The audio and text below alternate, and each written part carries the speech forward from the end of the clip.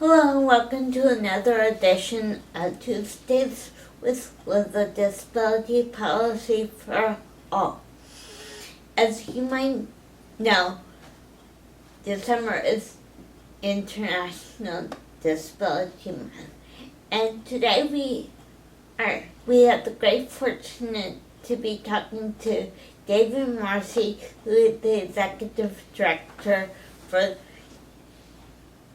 the United States International Council on Disabilities. We have a very long name. Did I get the? You got it exactly right. Okay. So, and we're so thank you very much for coming in, David. Well, thanks for having me, Liz. It's great to visit AUCD. I used to work for AUCD at a time in my career, and it always will have a place in my heart. So it's great to see old friends and colleagues here. Okay. The first question is, can you let the audience know a little bit about United States International Council on Disabilities? Sure, happy to. And we sometimes say USID for short because our name is so long, or our initials are USICD. So USID is a quick way to say it. And certainly your viewers can learn more about USID at our website, usicd.org. But essentially, USID is based in Washington, D.C., and works on the issue of global disability policies. And so we connect with disability rights movements around the world and help build a bridge between the American disability community and our brothers and sisters in countries around the world. That's so needed and so exciting. It's an exciting time for the global disability community because of the Convention on the Rights of Persons with Disabilities, the CRPD, and how 1 billion people with disabilities on this planet are now saying nothing about us without us. We will build an inclusive world. And they're really looking to their counterparts in the United States to be a part of that. Wow. As I said, that's so exciting. Unfortunately, now that the Convention on the Rights of Persons with Disability hasn't been ratified, what is USICD agenda? Sure. Well, you're right to point out we have not yet, as the United States, ratified the International Disability Treaty, or CRPD. We've signed it, thanks to President Obama in 2009, but we've not ratified, which takes a vote in the United States Senate. And so, while it's a little discouraging, we never give up, and we'll always continue to work to that goal because we have such a great coalition and we have bipartisan support. So we don't want to lose all of that great momentum.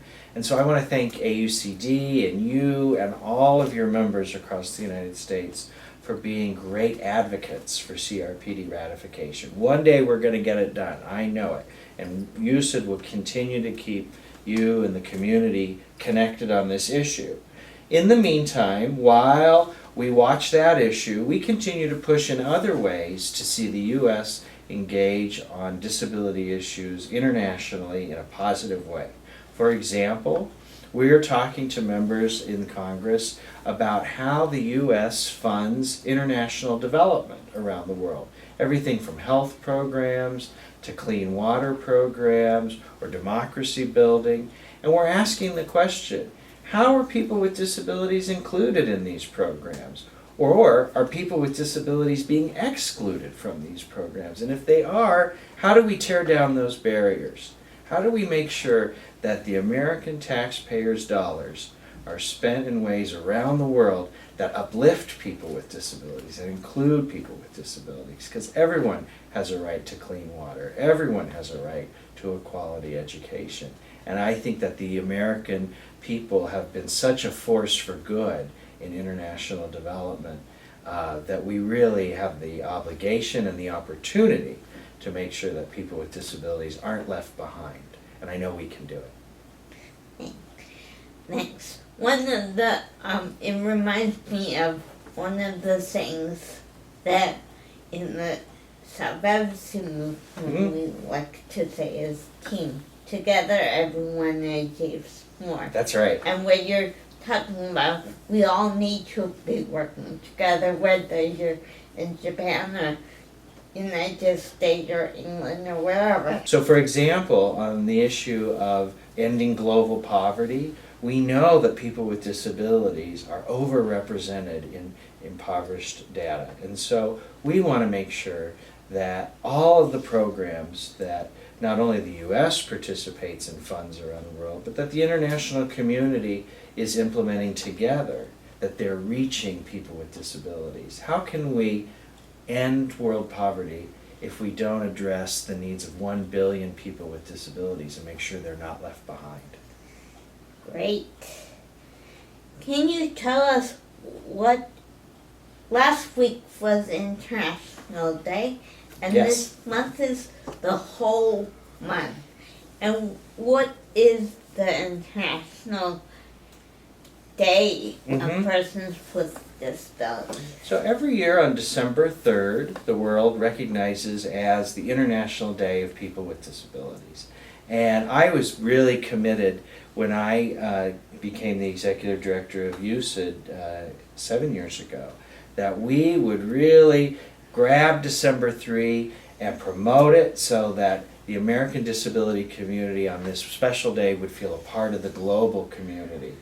Every year there's a unique theme for that year's International Day. This year's theme was on inclusion, which really meant a lot to me and to a lot of advocates around the world, because it recognized that unless we make cities inclusive and accessible, unless we make data and statistics about disability really prominent and available so we can see where the gaps are, and unless we really make efforts to include people with invisible disabilities in society and development, again, we're not going to make the progress we really need to end poverty and to uplift the human rights of all people if we're leaving behind people with disabilities. So this year's theme really had a global vision, which I think was very exciting. That's so. The International Day is also a chance for groups around the world to share with their own communities at home what's happening around the world. And your viewers can visit USICD.org and see our statement that we made on December 3rd and how we are working to connect the American community to the world community. Thank you. Is there anything else you would like to talk about? Well, I said a minute ago that this is such an exciting time for the world disability community. Just some of our projects that have had me so excited. For example, I just was able to give a training to the cross-disability movement in Mexico. So that brought together the deaf community, the blind community, people with intellectual and developmental disabilities, and many others, all into one room to say, how can we find a unified vision as a disability movement in our country to promote rights, create opportunity, tear down barriers? How do we find a way to do it together? We don't give up our uniqueness as different communities, the blind community or the deaf community, but also we find the commonality between people so we can work toward those goals. And so I found that really inspiring, that the community of disability rights advocates in Mexico had a vision for a cross-disability movement. We also have been working in a country that was once known as Burma, and now it's more known as Myanmar, its official name. And Myanmar likewise has a growing disability rights movement, and I've been really honored to get to be a part of helping build that movement as well. And so around the world you just have these great movements that are really getting fired up, and to be a part of it and connected to it is not only an honor for me, but it's my mission to help our American brothers and sisters with disabilities be a part of it too. And so again, I hope at USICD.org people will find information that's helpful to them. Thank you. If you have any more questions about this or any other policy issues, please go to the USICD webpage and look for this week's in brief. And if you have any questions or comment about this edition of Tuesdays with Liz, please leave them in the space below. Thank you and have a nice day, and I look forward to talking to you next week. Thanks again. Thanks, Liz, David. for having me. Bye. My pleasure.